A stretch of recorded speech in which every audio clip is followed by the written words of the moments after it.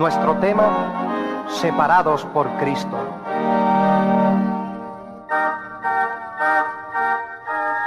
Los hombres dividen a la humanidad de muchas maneras y se refieren a los hombres como blancos, negros o amarillos. Los clasifican por nacionalidades, así como venezolanos, puertorriqueños, colombianos y así sucesivamente.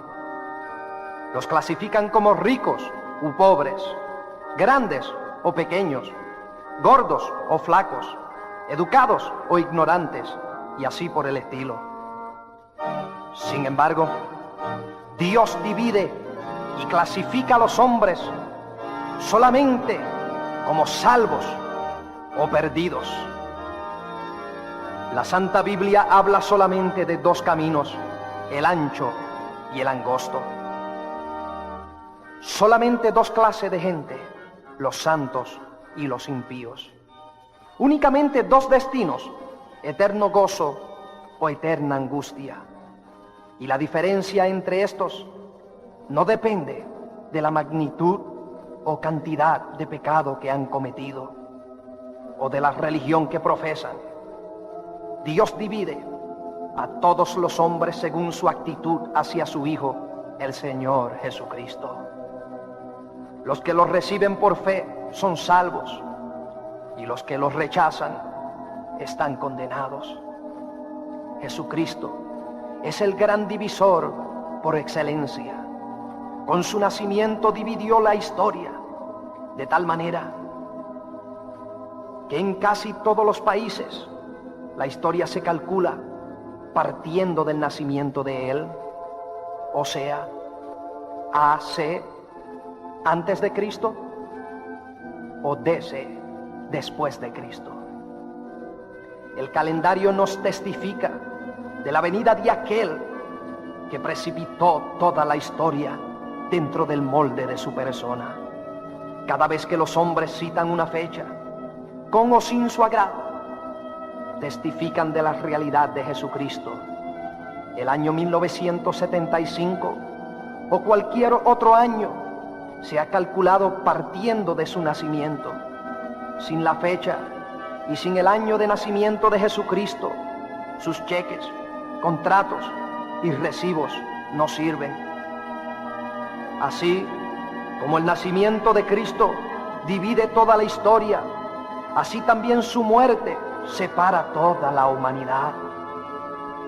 En el capítulo 23 del Evangelio según San Lucas se encuentra la narración de la crucifixión y muerte del Señor Jesucristo.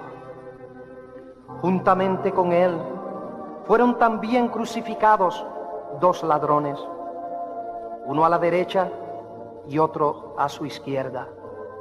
Estos no solamente fueron separados físicamente por Jesús, que estaba entre los dos, sino también espiritualmente. La mayoría de la gente no ve en ello más que a dos malhechores, pero realmente ellos representan a todos los hombres. Usted, amado oyente, se haya representado por uno de estos dos hombres. Más de 1900 años han pasado desde que fueron crucificados. Uno está ahora en los cielos y el otro en un lugar de eterna condenación. ¿Qué es lo que originó esta gran diferencia? Ambos eran idénticos en sus pecados. Usted puede leer este relato en las Escrituras y no encontrará ni un indicio de que uno haya sido mejor o peor que el otro.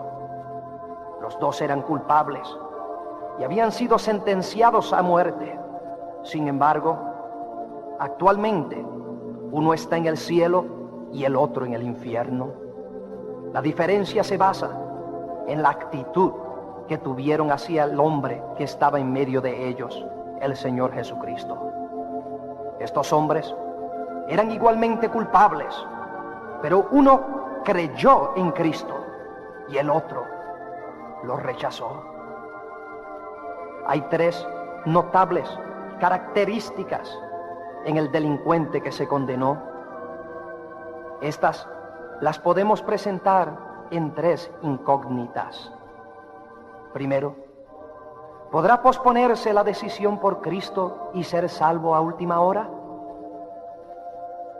Su historia nos enseña que una persona puede rechazar a Cristo aún en el momento de su muerte.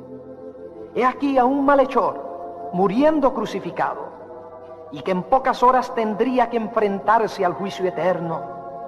Sin embargo, aún antes la muerte se encuentra burlándose del Salvador. Creo que este hombre había visto a Jesús y oído de él antes, y parece que entendió bastante a Cristo cuando le oyó hablar a las multitudes.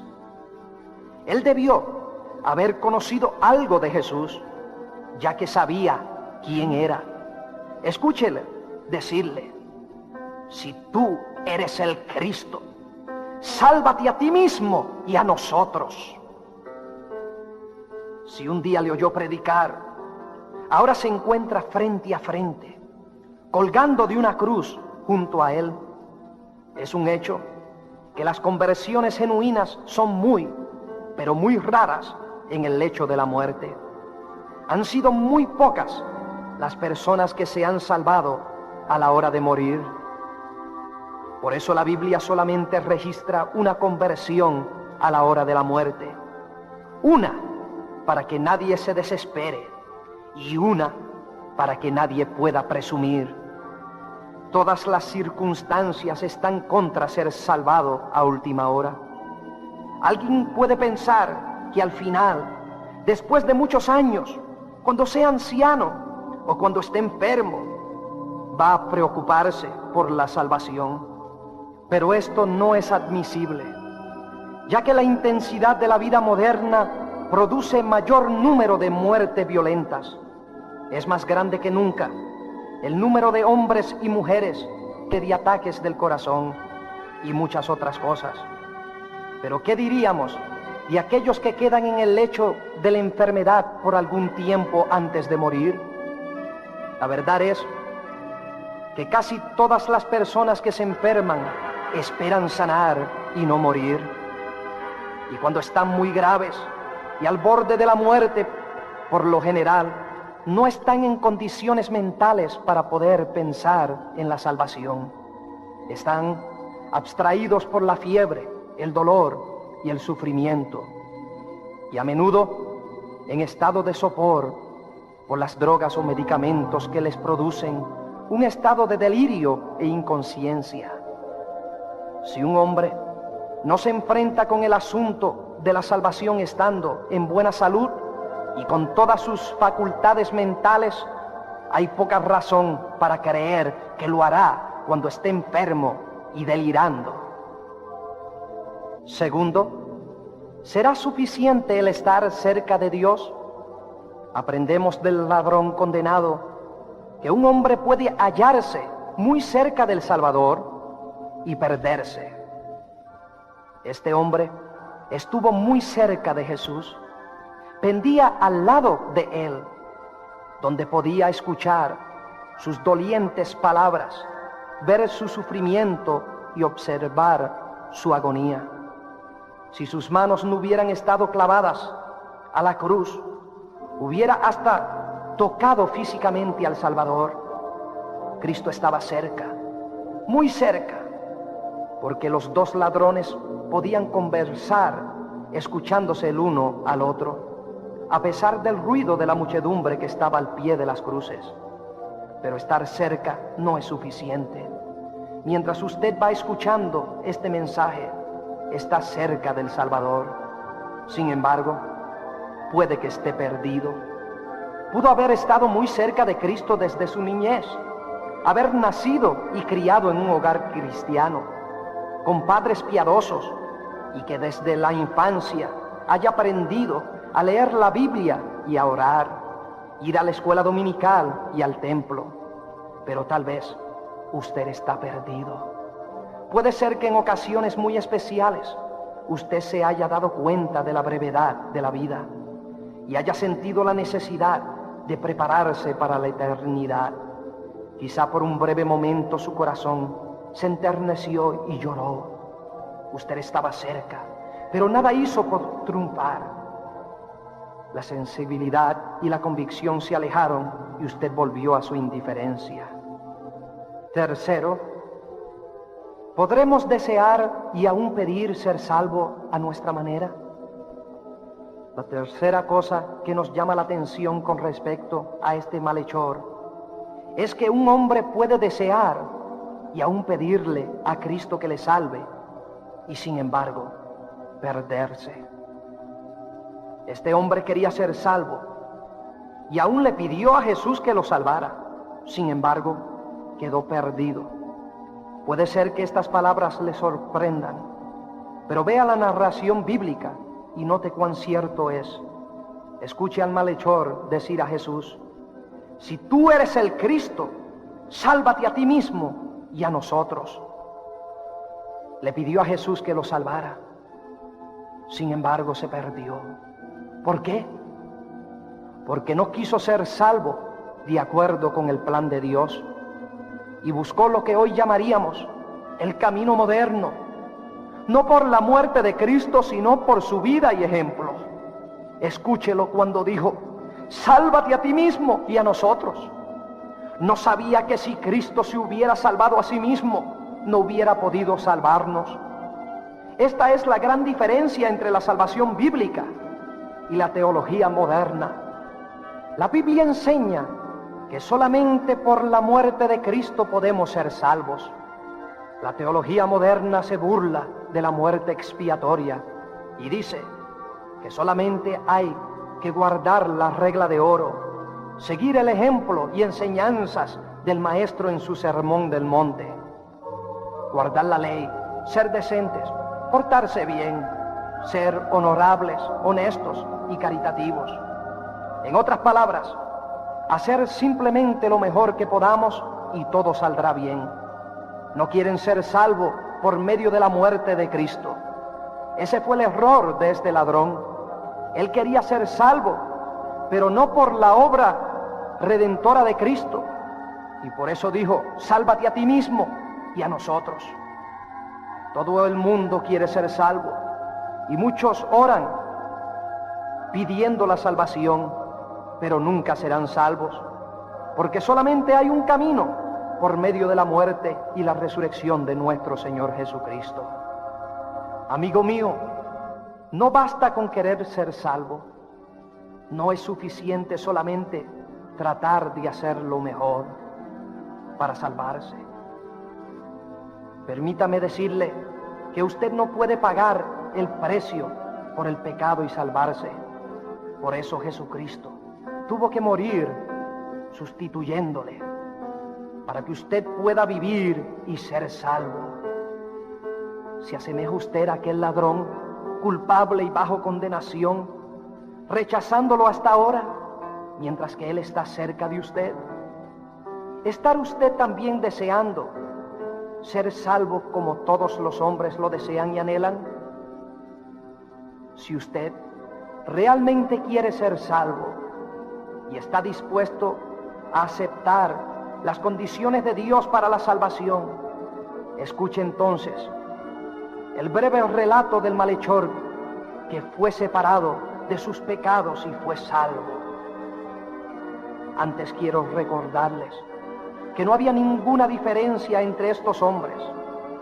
En un principio, ambos habían ultrajado a la sublime persona que estaba en la cruz del centro. La única diferencia entre ellos fue su posterior reconocimiento de Jesucristo. Uno lo recibió y el otro lo rechazó. Encontramos 5 cosas del ladrón arrepentido que ocurren con toda persona que se salva. En primer lugar, sintió temor de Dios. Observemos que éste reprendió al que se hallaba aún ultrajando a Jesús. ¿Ni aún temes tú a Dios? Ante la misma muerte y la eternidad, ¿no sientes temor? El diablo quiere que usted piense que el temor es señal de cobardía y debilidad. En nuestros días se nos enseña que no debemos temer, que todo lo que se dice del juicio venidero y el castigo de Dios sobre los pecadores no es más que un miedo falso, y que si usted es valiente, ningún predicador podrá asustarle. En cuestiones de religión se dice que nadie debe dejar que le asusten. El temor no debe tener lugar en nuestra cultura y ciencia del siglo XX. Libertad del temor, dicen los hombres. Y sin embargo, casi todo lo que hacemos en la vida común es motivado por el temor. Cuando usted se enferma, llama al médico porque teme al sufrimiento y la muerte. Ahorra dinero porque teme la pobreza. Edifica su casa porque teme a la intemperie y así por el estilo. Pero cuando los predicadores hablamos del temor a Dios y el temor al infierno, se nos acusa de alarmistas e infundidores de miedo. Amigo, deshágase de esa falsa idea de valor y arrogancia. Considere la eternidad sin Dios. Ciertamente, enfrentarse a Dios sin Cristo como Salvador es algo que debe infundir miedo. En segundo lugar, reconozca que usted es un pecador. El ladrón reconoció su situación de pecador, diciendo: nosotros a la verdad justamente padecemos, porque recibimos lo que merecieron nuestros hechos. Usted nunca podrá ser salvo hasta que se convenza de lo mismo. En tercer lugar, reconozca que Cristo no tiene pecado. Ese malhechor reconoció que Jesús podía salvarlo. Él declaró que Cristo no tenía pecado y por lo tanto podía expiar la culpa de otros. Vio en Jesús al Santo de Dios y dijo: mas este ningún mal hizo. En cuarto lugar, confiese que Jesús es el Señor. Él confesó que Cristo era el Señor, diciendo: acuérdate de mí cuando vengas en tu reino. Y en quinto lugar, hay que creer en la resurrección de Jesucristo. Él confesó que Cristo era el Señor y profesó fe en la resurrección. Él creyó que este Jesús moribundo vendría otra vez en su reino. Para poder hacer esto, tendría que resucitar de entre los muertos. Cuando este ladrón reconoció a Jesús como Salvador, como Señor, y creyó en su corazón que resucitaría de entre los muertos, fue salvo. La Biblia dice en Romanos capítulo 10, versículo 9, que si confesares con tu boca que Jesús es el Señor y creyeres en tu corazón que Dios le levantó de los muertos, serás salvo. Basándose en esta confesión, el Señor le contesta: de cierto te digo que hoy estarás conmigo en el paraíso. Este ladrón no podía hacer nada para salvarse. Sus manos estaban clavadas al madero. No podía caminar porque sus pies también estaban enclavados. Pero había dos cosas que no estaban clavadas: su lengua y su corazón. Estaban libres de tal manera que con su lengua confesó y con el corazón creyó. Usted tampoco puede ganarse la salvación por sus obras, pero puede creer y confesar a Jesucristo como su Salvador. Él perdonará sus pecados y los separará de la condenación del pecado. Entonces se cumplirá en usted la declaración bíblica que dice: si confesares con tu boca que Jesús es el Señor y creyeres en tu corazón que Dios le levantó de los muertos, serás salvo.